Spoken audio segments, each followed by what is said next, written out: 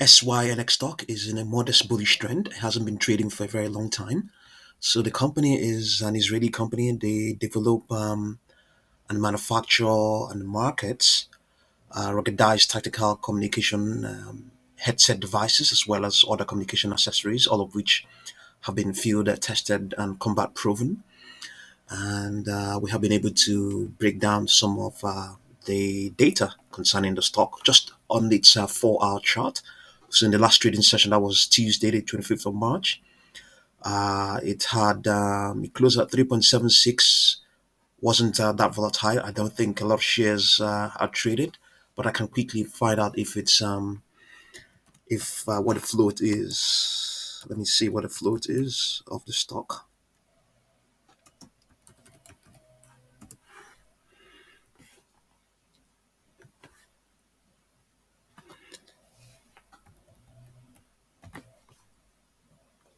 Let's see what this float is. So it has a float of 1.1. So that is probably why it came under our radar. Is a low float stock 1.1. Okay, interesting stuff. Okay, and then what do we have? We're able to break down the data that is available on its 4 hour chart. So 10-day moving average 3.92, 21-day 3.91, 3.89 for its 40-day. This is 40 period actually, not a day.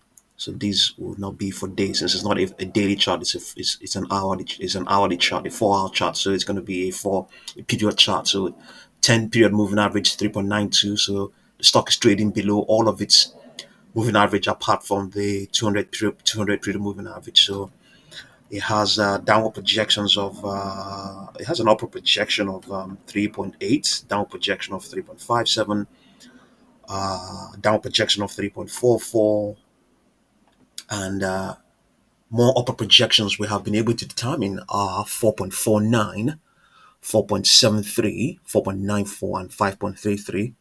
So if you include 3.8, you now have again 4.49, 4.73, 4.94, and 5.33. So predictive metrics. Okay, let's see. Can exactly digest these at the moment. So the forecasts, these are the forecasts. This is for the 10 period moving average, 3.92. That is what is being forecasted, and 3.91, 3.911. So with these sort of, especially for instance, it's a 10 period moving average. If it's at 3.92, then it is indicating that the stock will be obviously higher than that. It's going to be somewhere higher than that, maybe $4 and some fraction, maybe 4.49, could be. But bear in mind that this is a low float stock. It hasn't. There's no indication that it's a volatile stock, but things can suddenly change just because of the fact that it's a low float stock. So key observations: stock experienced a downturn yesterday, the 25th of March. Trading volume was relatively low at 455 shares. I'm not exactly sure about that. Let me see.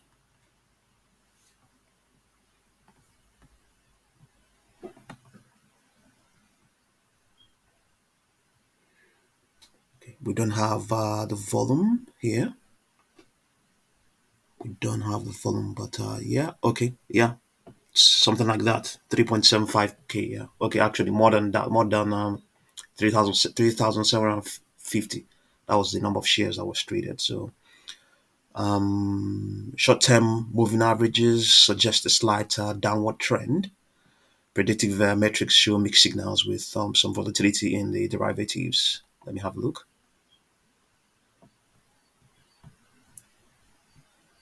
Yeah, so this will be probably indicating some volatility. 1.79 on the second derivative, and yeah, here and here, even this as well. Yeah, they're indicating, especially on its uh, price pressure momentum one, the most shortest short term in the predictive metrics. Yeah, some volatility is being some volatility has also been sensed, given that it's a low float stock. It hasn't that volatility has not that I mean, it's I can imagine it's no matter how small the volume that traded are, how small the volumes that have been traded are. I can imagine that it can be you really can't hide the volatility of a low float stock, and we're seeing that already here playing out. So potential to get volatile is still very much there on the stock. So we use them for the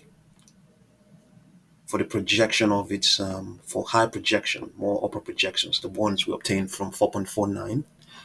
We used this. So we used this rejection at 4.21 and this low at 3.76 to obtain 4.49 and 4.94. And then we use this high of 4.36 and this low of 3.76 to obtain 4.73 and 5.33. This is how we were able to obtain those projections, and we have a validation of those projections, even though they are not currently not in play. So we have 4.31, okay, something like that, something close, 4.31. We don't have any 4.3. We have 4.49. We have 4.40. So to some extent, they are much closer projections. You could say to some extent have been somewhat validated.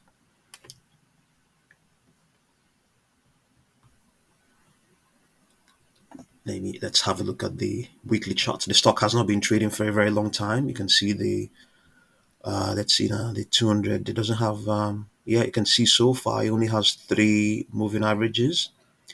The long-term 200 period moving average hasn't appeared yet. That's because it hasn't traded enough weeks.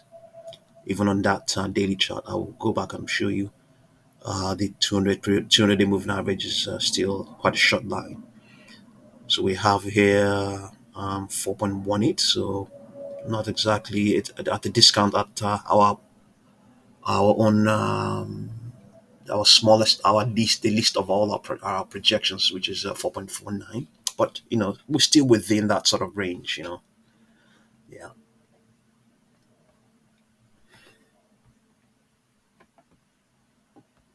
So back here on the daily chart, that's what I'm talking about. You can see the 200-day moving average just started to form in November. So yeah. See what you make of SYNX, low float stock, very low float, 1.1 million. The potential of spikes at some point might happen. That this potential of spikes happening at some point is there. So I'll continue to update you. Thank you very much for watching this video.